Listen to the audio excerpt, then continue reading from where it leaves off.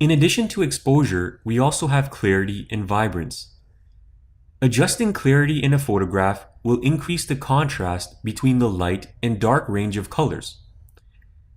Unlike a contrast adjustment, clarity specifically targets the midtones rather than the entire range of colors.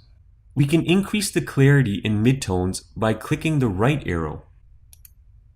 To decrease the clarity, use the left set of arrows. You can see that as we go left, the contrast between our midtones is decreasing. As we go right, the contrast between our midtones is increasing.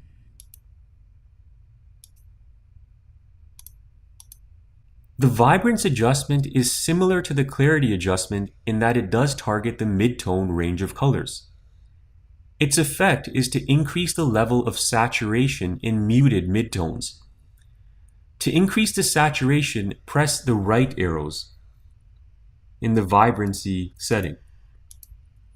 You can see that the colors get much more saturated, the midtone colors that is. To desaturate the midtones, tap the arrows to the left.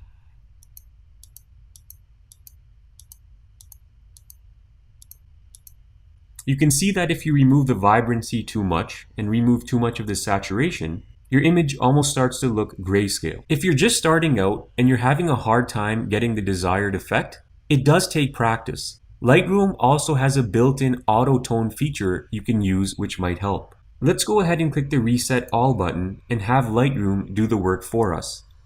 This time, just click the auto tone button. And you can see that Lightroom makes adjustments to exposure, clarity, and vibrance all automatically for you.